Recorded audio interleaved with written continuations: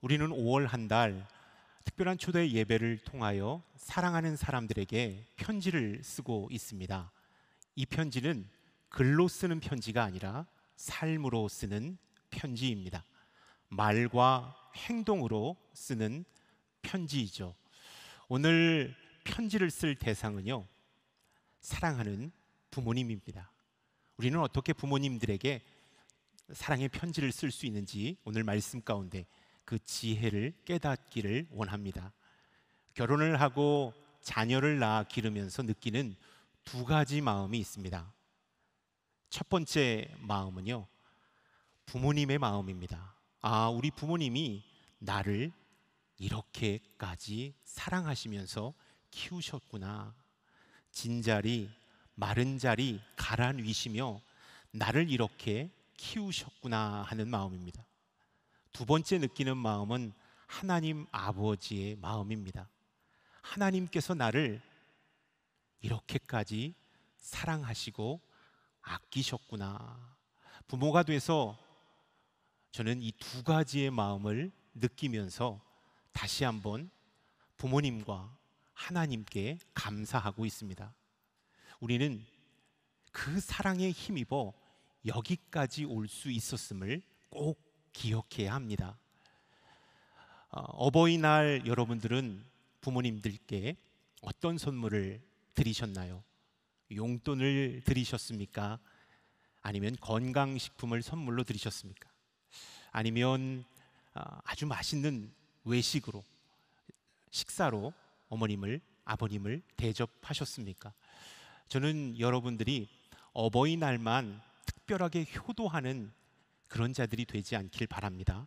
365일 나를 낳으시고 여기까지 길러주신 부모님들께 날마다 감사를 전하는 자들이 될 수 있기를 주님의 이름으로 축원합니다. 아멘. 하나님은 십계명을 통하여서 내 부모를 공경하라고 명령하셨습니다. 하나님께 대한 계명 다음으로 제5계명으로 부모님을 공경하라고 말씀하셨습니다.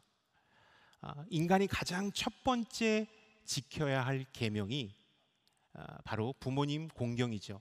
하나님 계명 다음으로 인간이 가장 첫 번째 지켜야 할 계명이 부모님을 공경하는 것이다라는 것을 성경은 우리에게 가르쳐주고 있습니다. 그러나 인간은 내리사랑을 실천하는 자이기 때문에 우리의 자녀들에게는 정성과 물질과 시간을 내어 사랑하지만 우리 위에 계신 부모님께는 자녀에게 쏟는 사랑 절반도 못 드릴 때가 참 많습니다. 오늘 주신 말씀을 통하여 어떻게 우리는 부모님에게 사랑의 편지를 쓸 수 있는지 한번 알아보길 원합니다. 1절과 2절의 말씀 함께 읽어보도록 하겠습니다. 시작. 자녀들이여 주 안에서 부모에게 순종하십시오. 이것이 옳은 일입니다. 내 아버지와 어머니를 공경하라. 이것은 약속 있는 첫 계명으로. 성경은 주 안에서 부모에게 순종하고 공경하라고 말씀하고 있습니다. 왜 부모님에게 순종하고 공경해야 할까요? 부모님이 바로 우리에게 생명을 주신 분이기 때문입니다. 순종하라라는 뜻은 과연 어떠한 의미를 담고 있을까요? 히브리 말로 순종이라는 뜻은요, 샤마라는 뜻입니다. 듣다라는 것입니다. 그러므로 순종하라라는 것은요, 부모님의 가르침을 잘 듣고 행하라, 이것이 바로 순종이라는 뜻이죠. 또 공경한다라는 뜻은요, 히브리어로 카베드라는 단어입니다. 무겁게 여기다, 무겁게 여기다라는 뜻을 담고 있습니다. 그러므로 공경이라는 뜻은 부모님의 명령, 교훈, 소원, 당부를 가볍게 여기지 않고 무겁게 여기라는 뜻을 담고 있죠. 그래서 부모님께 순종하고 공경하라라는 뜻은요, 단순한 효도를 행하라는 뜻이 아니라 부모님의 말씀을 잘 듣고 행할 뿐 아니라 그 가르침에 가치를 두며 살아라라는 뜻을 담고 있습니다. 그런데 우리는 어른이 되고 나서 부모님의 말과 생각은 참 고루하다라고 여겼습니다. 그 옛날 방식이고 부모님의 말과 생각은 요즘 시대에는 맞지 않는다라고 여겼습니다. 그래서 부모님의 말씀에는 우리가 귀 기울여 듣지 않았던 것이 우리의 모습이었습니다. 겉으로는 듣는 척했지만 속으로는 내 말이 맞고 내 생각이 맞습니다. 부모님의 생각은 흘러간 생각이고 시대에 맞지 않는 생각입니다 라고 여길 때가 참 많았습니다. 그러면서 언제부터인가 부모님과는 대화가 단절되기 시작했습니다. 말이 잘 통하지 않는 상대가 바로 부모님이 되어버렸습니다. 대화를 하지 못하니까 우리는 점점 부모님과 사이가 멀어졌던 것이 사실입니다. 그런 차원에서 본다면 우리는 큰 불효를 저지르지는 않았을지라도 성경에서 말하는 부모님께 순종하고 공경을 하지 못했던 자녀라는 사실을 다시 한번 발견하게 됩니다. 성경은 분명하게 우리에게 말씀하고 있죠. 부모에게 공경하고 순종해라. 그것이 바로 하나님 보시기에 옳은 행동이다. 하나님 보시기에 좋다라는 말씀을 하고 있습니다. 하나님은 우리가 언제나 우리를 낳아주신 부모님의 말씀에 귀 기울이며 부모님의 말씀을 무겁게 받아들이기를 원하신다라는 것입니다. 그렇다면 실제 삶으로 들어가서 부모님의 말씀에 잘 순종하고 부모님을 공경하려면 어떻게 해야 하는지를 두 가지만 여러분에게 말씀드리길 원합니다. 첫 번째, 우리는 우리 안에 있는 부모님에 대한 선입견을 버려야 합니다. 부모님 때문에 생긴 상처와 아픈 기억도 다 지워버려야 우리는 부모님을 공경할 수 있고 부모님의 말씀에 온전히 순종할 수 있는 자가 된다라는 것입니다. 부모님은 옛날 분입니다. 그래서 옛날 얘기만 하십니다 라는 잘못된 선입견을 벗어버려야 합니다. 또 예전에 나를 미워했습니다. 형제들과 있을 때 저를 차별했습니다. 저를 학대했습니다 라는 아픈 상처와 기억도 지워버려야만 우리는 성경 말씀대로 우리를 낳아주신 부모님께 순종할 수 있고 공경할 수 있다라는 사실입니다. 이 선입견, 부모님에 대한 잘못된 선입견과 상처가 부모님의 말씀에 불순종하게 하고 부모님을 공경하지 못하도록 만든다라는 사실입니다. 어릴 적 불우한 가정에서 자라 상처가 많은 한 집사님을 만나본 적이 있습니다. 그 집사님은 아주 반듯하게 잘한 집사님이십니다. 그러나 아버님이 알코올 중독으로 인하여 술만 마시고 집에 돌아오면 엄마와 자녀들을 때렸다고 합니다. 그러면서 가정은 너무나도 힘든 공동체가 되었다고 말합니다. 근데 그 세 자녀는요, 나는 아버지처럼 살지 말아야지, 나는 절대 아버지처럼 살지 말아야지 라는 각오를 다지면서 정말로 이를 악물고 올바르게 성장했다고 합니다. 그래서 자수성가해서 자기 분야에서는 자리를 잡고 다 잘 살게 되었다고 합니다.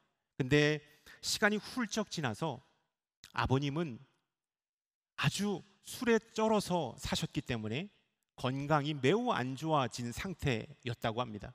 그래도 아버님에 대한 긍휼의 마음이 들지 않았다고 솔직하게 고백합니다.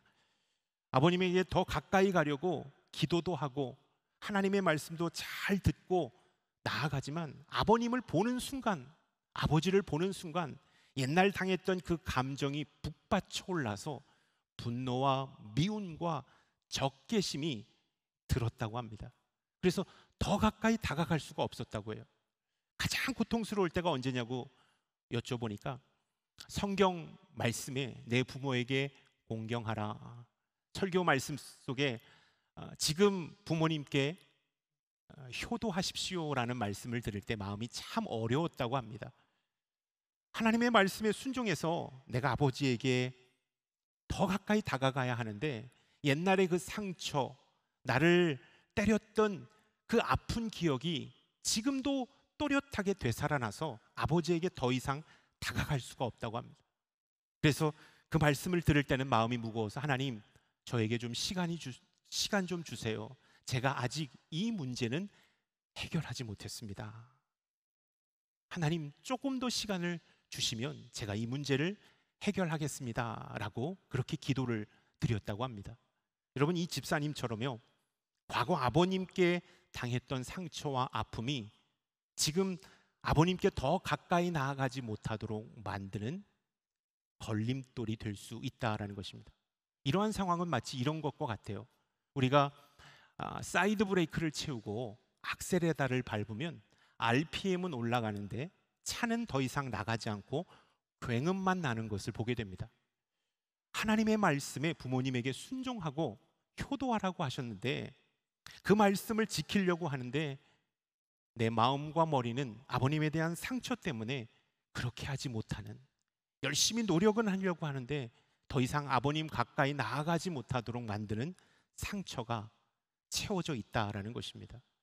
여러분, 우리 안에 있는 부모님에 대한 잘못된 선입견, 그리고 부모님으로부터 당했던 상처와 아픈 기억을 지워야만 우리는 성경에서 말씀한 대로 우리 부모님께 순종할 수 있고 공경할 수 있다라는 사실을 여러분 꼭 기억할 수 있기를 주님의 이름으로 축원합니다. 저는 우리를 위하여 흘리신 주님의 보혈을 의지해서 상처와 아픔과 잘못된 선입관들을 다 지우고 부모님을 공경하고 부모님의 말씀에 순종할 수 있는 여러분들이 될 수 있기를 바랍니다. 아멘.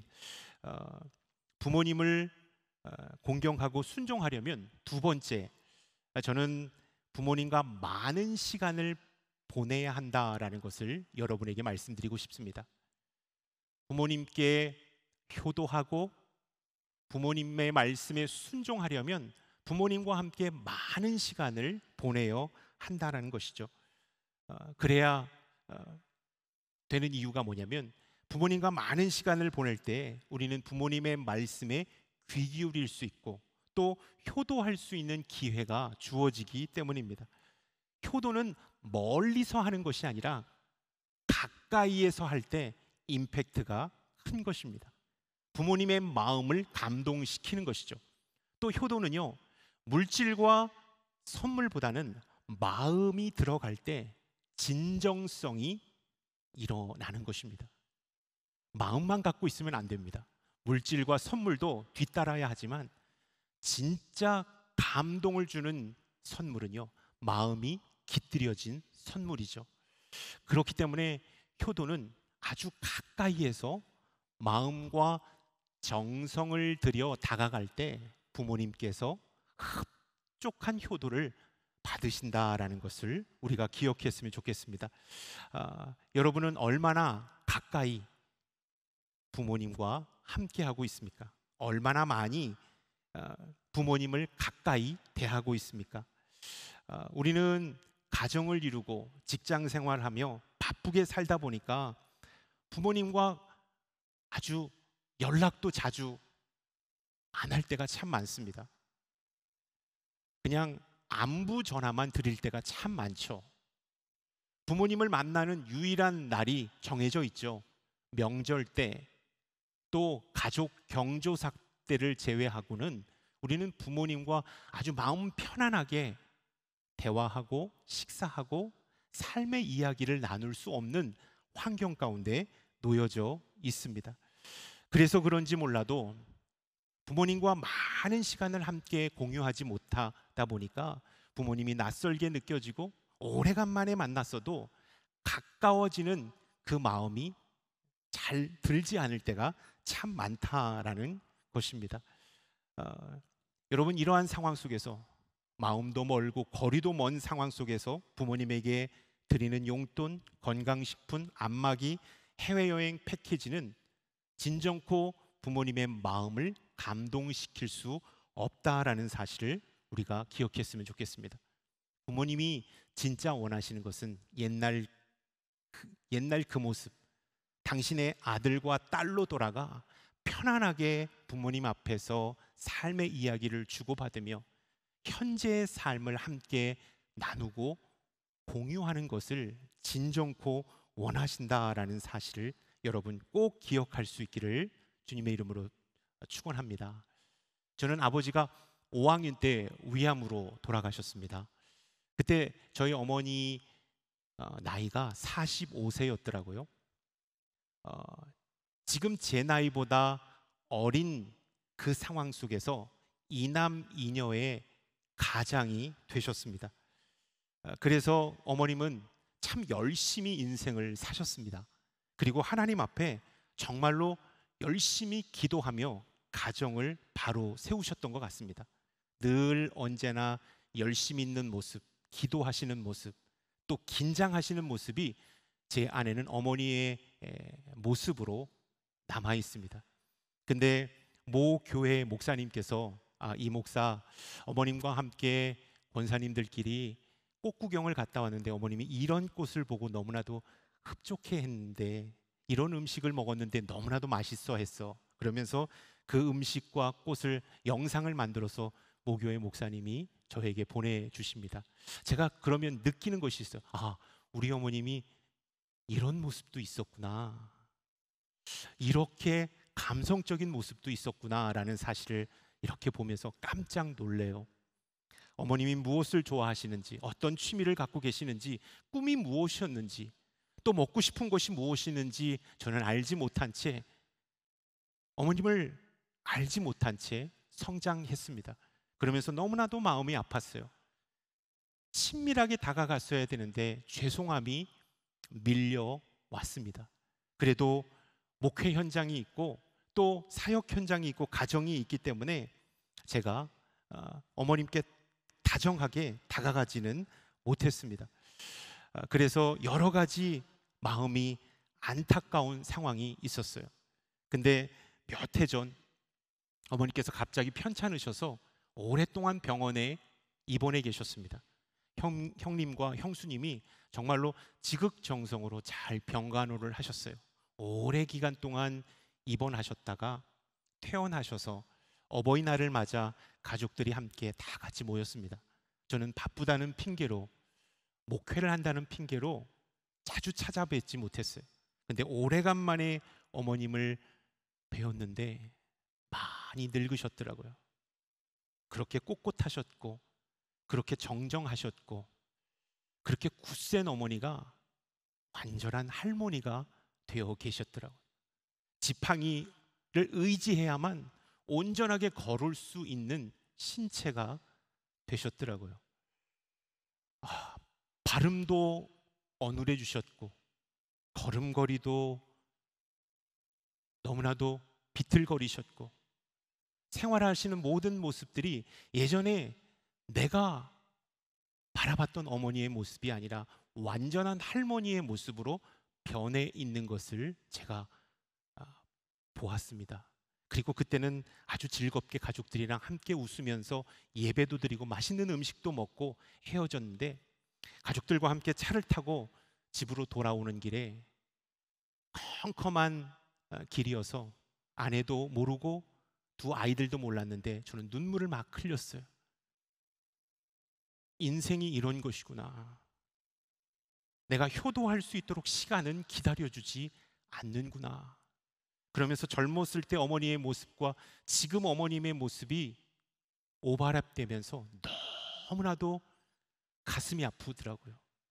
지금까지 무심했던 아들, 효도 한번 제대로 하지 못했던 아들, 그 모습을 보니까 너무나도 마음이 아프더라고요. 그래서 제가 정신이 번쩍 들었습니다. 이제는 멀리 떨어져 있지만 어머님에게 매일마다 내가 전화한다.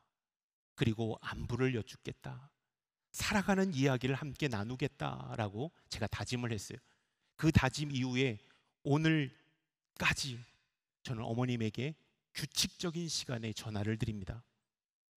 전화를 드려서 가장 밝은 모습으로, 근심 걱정이 하나도 없는 아들의 모습으로, 옛날 그 막내 아들의 모습으로 어제 무슨 음식을 먹었는지, 누구를 만났는지, 어떤 TV 드라마를 봤는지, 요즘 기도 제목이 무엇인지, 어떻게 생활하시는지, 고민이 뭔지 시시콜콜한 이야기를 다 묻습니다. 수다를 떨죠. 어머님께서 지난번에 하신 이야기도 처음 듣는 이야기처럼 저는 깔깔거리면서 웃습니다. 그리고 계속 그 이야기를 묻고 질문하면서 그 시간을 보냅니다. 저는 규칙적으로 전화하는 시간이 있습니다. 그 시간만큼은 어머님에게 예전 그 개구장이 막내 아들로 돌아가서 날마다 그렇게 전화 통화를 합니다. 아울리치를 갔을 때 집사님과 장로님과 함께 방을 쓰더라도 저는 몰래 나와서 페이스톡을 합니다. 해외 아울리치에게 어머님께 이거 보여드리기 위해서 페이스톡을 하면서 전화를 합니다. 정해진 시간에 전화를 하고 함께 이야기를 공유합니다. 너무나도 행복하더라고요. 거리는 멀리 떨어져 있지만 마음만은 함께 공유할 수 있다라는 이 모습을 어머님이 너무나도 기다리셨구나, 그리고 그 시간을 너무나도 사모하고 있구나라는 사실을 저는 깨달을 수 있었습니다. 우리 아들과 가까이 지내는 시간이기 때문이 그렇죠. 마음과 목소리로만 함께하는 것으로도 사랑을 공유할 수 있다라는 사실을 저는 깨달았기 때문에 그 시간을 너무나도 사모하고 있습니다. 천국에 가시면 이제 전화 통화를 하고 싶어도 할 수 없기 때문입니다. 지금 마음껏 통화를 해야 나중에 후회가 없고 아쉬움이 없기 때문입니다. 여러분은 부모님과 많은 대화를 나누고 계십니까? 그냥 일상적인 이야기 말고 속 깊은 이야기를 부모님과 나누고 있습니까? 목회를 하다 보면 장례 예배를 집례할 때가 있습니다. 특별히 입관 예배를 집례할 때가 있는데요. 입관 예배는 유가족들이 고인을 마지막 만나는 시간이요, 예배 시간입니다. 저는 그때 입관 예배를 가족들과 함께 집례한 다음에 꼭 이 순서를 넣습니다. 사랑하는 어머님, 아버님께 마지막 돌아가면서 인사를 나누십시오. 사랑했노라고, 감사했노라고, 키워줘서 너무나도 고마웠노라고 인사를 해주십시오 라고 말씀을 드리면 유가족들이 돌아가면서 인사를 나눕니다. 크게 두 부류로 나누는데요. 평소 어머님과 아버님과 친밀한 관계를 맺으면서 아주 귀한 시간을 보낸 자녀들은 어머님과의 이별 앞에, 아버님과의 이별 앞에 아주 담담합니다. 그동안 함께 나눈 정과 사랑이 돈독해서 그런지 몰라도 아름답게 이별합니다. 다시 천국에서 만날 것을 기약하면서 아름답게 이별하는 모습을 봅니다. 감사했습니다. 어머님, 아버님 정말로 고마웠습니다. 어머님 가르쳐 주신 그 가르침대로 열심히 살겠습니다. 그리고 이제 하늘나라 갔을 때 어머님의 아들로, 어머님의 딸로 부끄럽지 않는 삶을 살고 왔노라고 말하겠습니다 라고 아주 나이스하게 고인과 이별하는 그런 유가족들이 있는가 하면, 어떤 유가족들은 오열하고 북받쳐서 쓰러지는 유가족이 있습니다. 대부분 그런 분들은 고인과 많은 시간을 함께 하지 못했던 거예요. 사랑한다라고 고백조차 못했던 거예요. 불효했고 오랜 시간 함께 아버님, 어머님과 그 시간을 보내지 못했기 때문에 아쉬워하며 오열하는 유가족을 만날 때가 있습니다. 저는 그 광경을 보면서 느끼는 것이 있는데요. 효도는 부모님 살아계실 때 해야 한다라는 것을 뼈저리게 느낍니다. 부모님이 살아계실 때에 효도해야 합니다. 부모님이 건강하실 때에 아름다운 추억을 쌓으셔야 합니다. 사랑한다고, 감사하다고 손을 꼭 잡아드리면서 그 마음을 전달해야 한다라는 것입니다. 우리가 예전에 교과서에서 배웠던 두 시를 좀 한번 자막으로 읽어드리겠는데요. 송강정철 시인이 이런 시를 썼습니다. 어버이 살아실 때 섬기기를 다하여라. 지나간 후면 애달다 어이하리. 평생에 고쳐 못할 일은 이뿐인가 하노라. 또 중국의 한나라의 학자 한영이라는 사람이 쓴 시가 있는데요. 우리가 잘 알고 있는 시입니다. 나무가 고요하라 하나 바람이 그치지 아니하고 자식이 부양하고자 하나 어머님은 기다려주지 않는다. 여러분, 효도는 지금 하는 것입니다.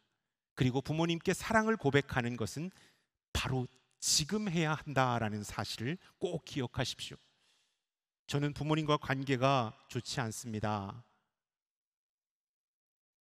왕래가 없습니다.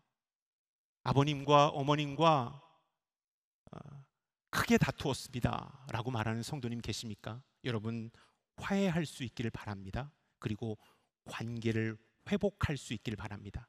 그리고 다가가셔서 사랑한다고 또 감사하다라고 고백할 수 있는 여러분이 될 수 있기를 바랍니다.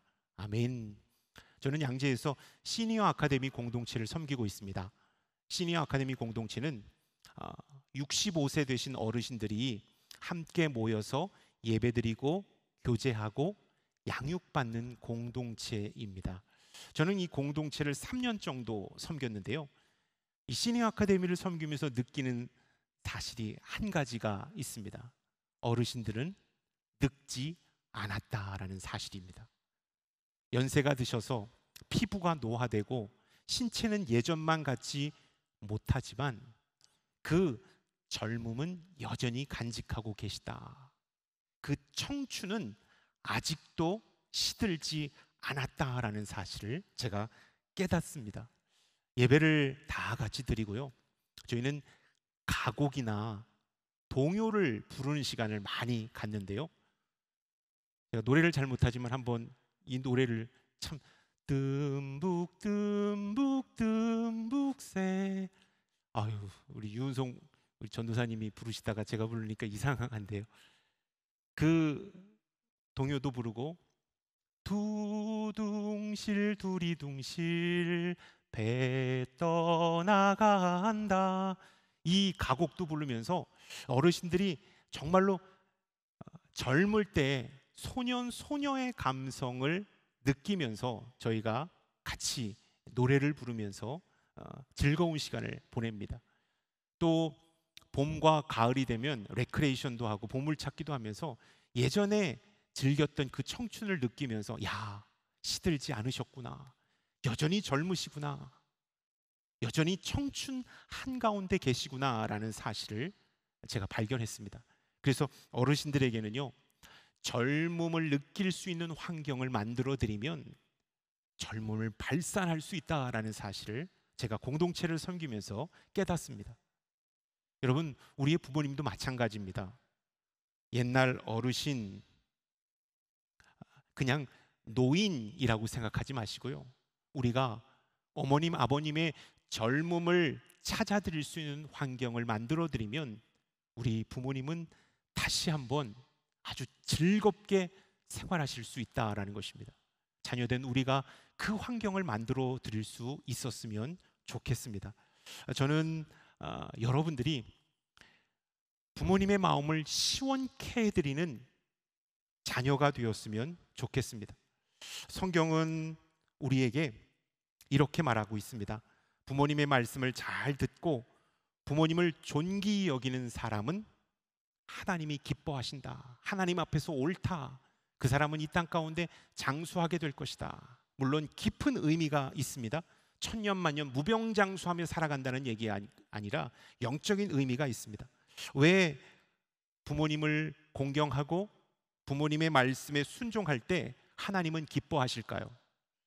저는 생명의 전달자인 부모님을 우리가 공경할 때 생명의 원천 되시는 하나님을 경외할 수 있기 때문이라고 생각합니다.